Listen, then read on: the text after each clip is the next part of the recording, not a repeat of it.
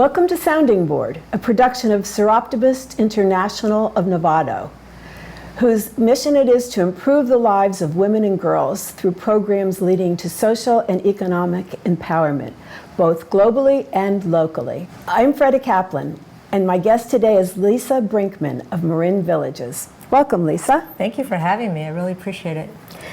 Can you tell us about Marin Villages and about the village movement, please? Sure. So Marin Villages is a 501c3 nonprofit. We were founded in 2009, and we actually began operations in 2010. Our mission is to help older adults remain independent in their own homes and communities with dignity and grace. We're part of a village movement that started 15 years ago back at Beacon Hill in Boston. And that basically was a bunch of neighbors in that area who got together and said, you know what, we love our home, we love our neighborhood, we want to try to stay here as long as we can. A lot of our friends and family members have moved away. Our kids aren't around to help us that much. We don't really want to go to Florida. We don't want to move to be closer with our kids. We'd like to stay in our own homes. How can we do that? And they decided that if neighbors could help neighbors and utilize the skills, experiences, and the capabilities that each one of them had, that they could extend that amount of time that they are able to stay in their own homes. Well, why is this important in Marin? It's especially important in Marin. We are one of the oldest counties with regards to age in California. We are aging faster than many other of the counties in California. By 2035, 30% of our residents are supposed to be 65 years or older. That's especially important. In 2007 and in 2014, the Marin Civil Grand Jury did their reports on the aging in the county. And in both reports, they said, if we don't do something soon, our seniors are going to be faced with service problems, isolation, transportation issues. It's difficult to access information about services in Marin County, and we really need to focus on the needs of our seniors. What kind of programs and services do you offer? We offer three different types, actually. We have our direct services, and that's really neighbor helping neighbors. That's where if somebody needs a hand with something, where before they might have asked a kid or a friend or a family member to come in, now we can match those members with volunteers from their local community. We also provide programs so that it gives our members and volunteers an opportunity to do things within their communities. So they can go to lunches, they can go to coffees, but they can hear about things that are going to affect them directly. So scam, frauds, those type of things we've talked about, walking with poles and balance, home safety, but also fun things like bocce ball, movie groups, and local programs. So we have services to help people who might need services. We have programs that help connect people with other people in their community. And we also have an office that people can call. And if they need professional services or they really just don't know where to go anymore, they can call us and we will do our best to try to connect them with a resource. Aren't there other kinds of organizations in Marin that do this?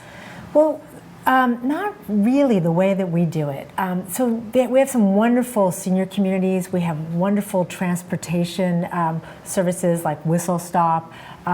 There's a lot of organizations out in the community, but what we find are seniors are all different. None of them are really the same. If you live in your home, if you're by yourself and you need a ride to the grocery store, you might need somebody to go into the store with you and actually help you pick things off of that shelf. There's not too many organizations that can do that. We have handyman services for, again, we're not contractors or anything, but for the little things, putting a latch on a door, or the obvious are changing light bulbs or smoke detectors. But there's also things that our volunteers do that might be a little bit different. Helping with pets. When you had a surgery or something, to have somebody swing by and take your dog for a walk. I mean, important things that help extend that, what we call the health span in your life. So keeping you healthier, keeping you more connected, and helping to give you that peace of mind that there's somebody in your community that's willing to give you a hand. I remember hearing that you offer help for people with their cell phone or their technology if they're not able to set it up themselves. Yeah, so we've had quite a few requests recently for iPads, iPhones. One of the myths is that seniors don't use technologies. Seniors love technology. It just sometimes is a little bit complicated to get started.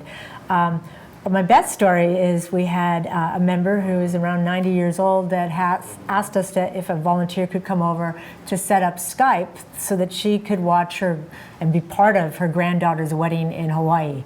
Oh, so nice. we had a volunteer come over. She was on Skype and she was right there with everybody. Oh, that's wonderful. Yeah, it's pretty neat. And you don't have to be shy about this. No, we encourage people to call us with almost any request. If it's too big for our volunteers where they might need professional service, we'll let the member know. But our volunteers, they choose what they want to help with in the community that they belong to. And we just put it out to the universe, basically. You never know who might be available to help with certain things, so it doesn't hurt to ask. And we get a very good response.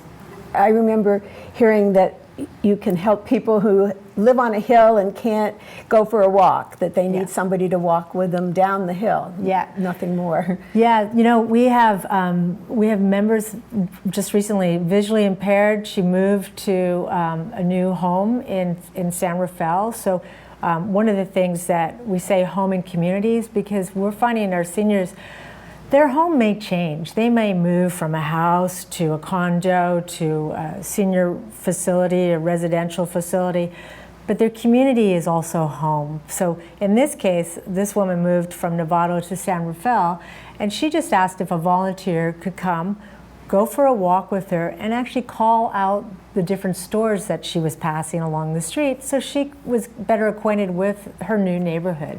So things that you may not think of or not even consider.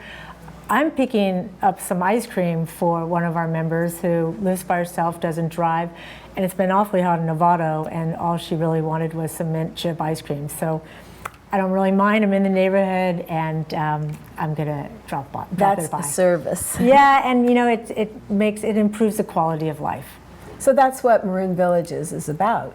Yeah, it's making connections, building community, being the second set of hands if you live by yourself, and just helping people age gracefully in their communities and still be a part of the community. I think that's really important, to not think that because you reached a certain age that now you need to go somewhere else. It's, you know what, I want to be who I've been for most of my life, and we just kind of help people live their lives. To continue. Yeah, to continue. That's wonderful. How many volunteers do you have?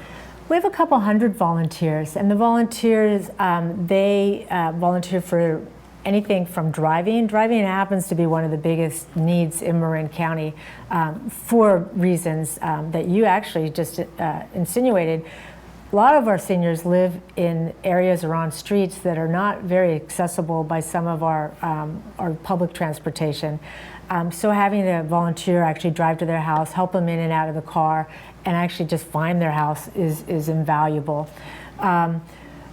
We have people who do handyman, pet service, technology, and also people, our volunteers will either give programs. We have a lot of skills in Marin Villages and Marin County in general, or they will coordinate programs so that people have a place to go and can do things. Play reading groups, hiking groups, walking groups, movies, you name it. Whatever strikes the members' interest, we try to accommodate.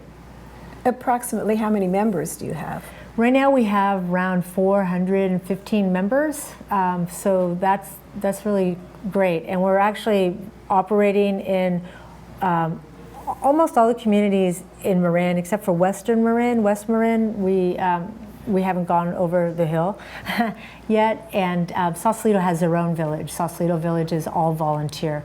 Our village is staffed, so we have 2.5 people that are there to answer the phones. So we physically pick up the phone and you can talk to a person whenever you call. Well, that's wonderful. Yeah, it's a big difference. And so what other villages are there in Marin? It's just Marin Villages, and Marin Villages has 7 local villages. What are they? Mill Valley, Homestead, Tiburon Peninsula, Twin Cities, Ross Valley, San Rafael, and Nevada. And is there a cost to these? Yeah, so people join, there is a membership fee. We charge $32 a month for an individual and $39 for a household. And really that's part of our revenue structure. The membership fees helps to pay for the cost of running our programs and matching those volunteers and members. It's a pretty reasonable amount, and we're one of the least expensive villages in the country. Are there scholarships? Yes, 8% of our membership is now on scholarship. So you don't have to be able to afford it if you can't. You can still take services. If you can at least pay the scholarship amount, yes, I see. You can Yeah. join as there. We're kind of young still, so to extend a full scholarship isn't quite in our financial model quite yet. But that is how you're funded. That's interesting. Yeah, and then we do receive a lot of individual contributions, so that helps us quite a bit, and then a nice grant from the county. So if people wanted to donate, they could go on your website and... Oh yeah, we really appreciate the donations. We could go on the website, it's marinvillages.org, call the office, 415-457-4633, or email us at info@marinvillages.org. It's a big deal. Our members, they come from all walks of lives. They're all different skill sets. We have people who have been homemakers most of their lives, and we have doctors. We have famous artists. We have playwrights. We have hikers, and we have people that are needlepoint experts, and so anything that you can imagine, and all different economic levels. One thing about aging that people forget is people think that once you hit a certain age that everybody's equal. It's an equalizer, but it's not a homogenizer. People remain who they are throughout their lifespan, and that's the beauty. I mean, Marin is rich in skills and people and experiences, and volunteering for Marin Villages is such a wonderful opportunity because, first of all, we're very flexible. We don't have any set schedules.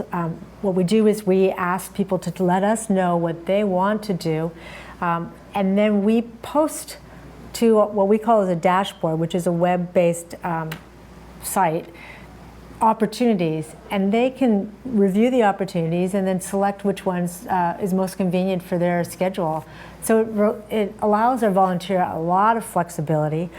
Many of our volunteers are retired, and a lot of them, travel, so they can come, give back to the community, help people, and then go without feeling guilty or any type of commitment that they're not doing what they feel that they need to. When you drive a member, the stories that our members can tell are just, you're driving just wonderful individuals, and that's the response we get over and over from our volunteers is how fun and interesting it was to meet that person, and friendships start to develop and relationships. Quite a community. Yeah, it is. It's really neat. Yeah. And you find that as you become active, that you're noticing people around town, and you know more people, and you actually are thinking about people when you drive by their houses. It's just a real wonderful community building organization. And sometimes people are volunteers, then they become members a little later. Is that so? It works anyway. So we have members who are just members. They join for the programs or for the services. We have volunteers who just join to volunteer, and we have members that also volunteer. So we fit how much you want to contribute to the organization, how you would like to contribute into our mix. Some of our volunteers have become members, and some of our members may decide that they just want to volunteer for a while, and then they might rejoin later. Let's look at a few videos about individuals. Great. I joined the village because I knew I was going to have to move, and I didn't want to move, and so I figured if I got help that way, then I wouldn't have to. I joined the village because I thought I was being a volunteer, and all of a sudden I got a stroke and I became a user, and it was invaluable to me to live this way. When I broke my leg, I got relief from the anxiety of how I was going to get around. They've had a big impact on my life. Okay, here we go. 1, They've sent me volunteers, especially in the first week when I couldn't move around, helped me get going in the morning, and also they've driven me around to do errands. They've been incredibly helpful. I've enjoyed being able to volunteer my services. I'm not quite at the stage where I need their services. I've fixed toilet tanks, I've installed fire extinguishers, and I've acted as a Sherpa carrying goods from somebody's house up a long flight of stairs to their car. Well, Lisa, what do you need for your organization to keep the momentum growing? Well, one of the things that we are always looking for are volunteers, because the more volunteers that we can have within the community, the better we can serve our members. We have pockets of Marin that are a little more difficult to reach, at least right now. For instance, Fairfax, if we can find some more volunteers in Fairfax. There's a lot of seniors in Fairfax that are kind of isolated up in the hills there. Finding people that live in those areas that can easily come by and take somebody down to the grocery store. That's a huge, huge thing for us. Donations, that's a given. As any nonprofits, we're very lean, and donations really will help buoy us and make sure that we're there in the next 5, 10, 15 years. And of course, members. So if there are people in the community that might need our services, we welcome them wholeheartedly. We provided over 8,500 services last year, and right now we're able to fill 85 to 90% of the requests that we get. So we're very active, we're very aware of what's happening, and we try our best to really help those seniors just get that little bit of a hand that they often need. Are there any services that volunteers could perform that you're not filling right now that you'd like to put out there and ask people for? Well, transportation, they're filling a lot of requests, but we're getting a lot of requests. Office help is actually good. People with technical skills to maybe give us a hand with getting the word out, promotion, awareness. That's a big deal for us right now. We're kind of one of the best kept secrets. Yes. So this is a wonderful opportunity for us, and I totally appreciate it so much because it's exactly what we need, and we can then help people better understand that there are organizations out there that are really simple, and it's just neighbors helping neighbors. People willing to give up 2, 3, 4 hours a month of their time to just help somebody who lives in their community continue to enjoy the life that they've been leading for most of their lives. Wow, what a wonderful organization yeah, this is. It's neat. It's amazing. I would like us to look at one more video about some of the folks that are volunteering and that are members in your organization. Great, thank you. When they know that somebody who lives close by, one of their neighbors, is willing to come over and give them a hand. They're getting some help, and they can stay at home, and they feel like peers who come in, help you out, and you can even become friends with them. It's interesting when people come to some of the social things, when people come, which are open to everyone, and all of a sudden then they get an idea of the people in the village, and then when they become members, it's a little easier for them to kind of actually ask for services. So there's monthly coffees, and lunches. There is a memoir group, there are hiking groups, there's a birding group. So there's a wide variety of groups, and we always encourage members when they come in, if there's something that they are interested in, to have it, go at it.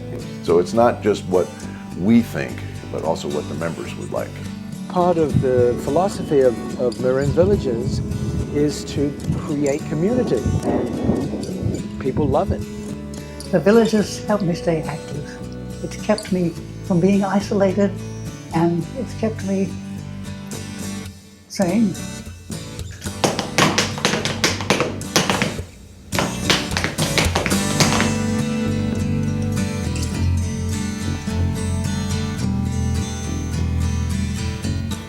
Lisa, who are the members of Marin Villages?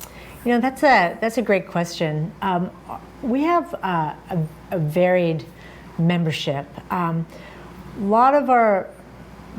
of our members actually really buy into the idea of aging in place. Aging, if not in their own homes, aging in their own communities. They're people that like to be as independent as possible. Maybe they can't afford to go into independent living type of situation. Maybe they don't want to move because they love their home that they lived in for the last 50 years, or they just want to stay connected to the places that are really familiar to them. Our members range from people who actually need our services. They might be somebody who recently lost a driver's license and needs to go to the corner grocery store. Can't get a taxi cab to take you to the corner grocery store or within a short distance. We have members that have spouses or partners that might be in a care facility and they would like to go there on a frequent basis. The cost of that, if they were to pay taxis or Ubers or things like that, is kind of outside of their reach at some point. Some of our members may not trust themselves as much to go for long walks or jaunts around their community, so they might just want some companionship to walk with them. It really varies. A lot of our members may live by themselves, and sometimes all you need is a second pair of hands. You may be able to climb that ladder, but you want someone to hold it for you when you do it, or just be with you while you do those things within your own house that normally you would ask somebody to hand you the screwdriver or something. Our members also want to give back, so we encourage our members to do whatever they want to help shape the actual village. So our members come up with ideas. They say, you know, I want to be part of a movie group, or I'm good at memoirs. If people want to get together, we have a memoir writing group. And it's beautiful because they can go somewhere within their community to someone's home or to the local coffee shop and get together with people who could become their friends over time.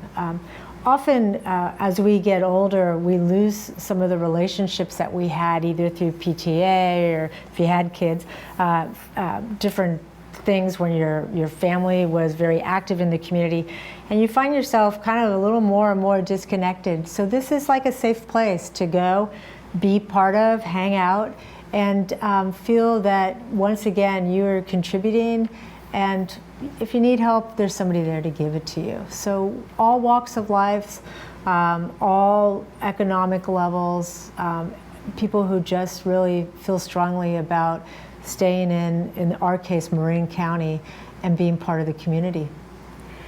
Would it be possible if you just needed somebody to come and read with you or talk with you? Yeah, we have people who have actually asked for companionship visits.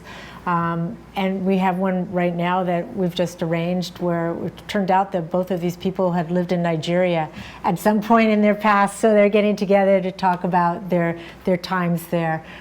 We had a few members who, you know, they're they couldn't read as well by themselves. And we had people who came up and just kind of hung up, read with them, played games. We have domino groups, Scrabble groups, Boggle, which I didn't know what Boggle was before. So yeah, I mean, just what's fun? How do we have fun together? How do we connect and, be just together. be together? Yeah, and if you look at healthy aging, one of the biggest epidemics facing our older adults these days, and probably more than our older adults, is isolation and that social disconnect. And what we're trying to do is reconnect and kind of minimize isolation and really get people together more, because that's a healthy way of staving off different issues that might hit you later in life. This is a noble effort. Yeah, and it's fun. It's fun. It's Yeah. a great time. I'm glad that we could do the show so more people could hear about Marin Villages. And I hope that you can spread the word, because I'm sure there are people out there who could use the services and aren't getting in touch. So more publicity or more outreach, that would be great. Yeah, we're really doing our best. We're planning some informational meetings around Marin. We just started our new fiscal year, so this next fiscal year we're going to be out. So look for us at the town hall meetings and things like that. Check our website, marinvillages.org. We have quite a calendar. We have got a lot of classes. Our classes and our programs are open to the public, so you don't have to be a member or volunteer for most of them. And we welcome people so that they can kind of get an idea of what it's like to come to some of those events. If you know of anybody who may need a hand or a friend, or just if you yourself just want to get out and meet new people. One of the beauties that I've found is a lot of our volunteers and members, as they get together, they realize that they used to know each other before. They're reconnecting within their community. They might have lost the connection through work or when their kids graduated from school, and now they're reconnecting, and it's like, oh, I think I taught your kids, or I think your son went out with my daughter to the prom, or things like that. So it really makes Marin again. A village. A nice village. Yeah, and it's that's really wonderful. fun. Yeah, it's really fun. And if people want information besides the website, they can contact you through info@marinvillages.com. They can email you, Yes, right? info@marinvillages.com. info@marinvillages.org. Sorry. Yes, org. Yeah, It yeah. definitely is an organization, Yeah. a nonprofit. Good. And on their website, marinvillages.org. Yes. So I think that we'll put those up on the screen so that people can get in touch with you. Some people could volunteer, others could join. And I would like to thank Seroptimist International for producing this program, and Novato Community Television. I'd also like to thank our viewers for watching Sounding Board, and I'd like to thank you, Lisa, for being with us today. We are so grateful. Thank you for including us and even considering us. This is just wonderful. You're Thank you. welcome. Yeah.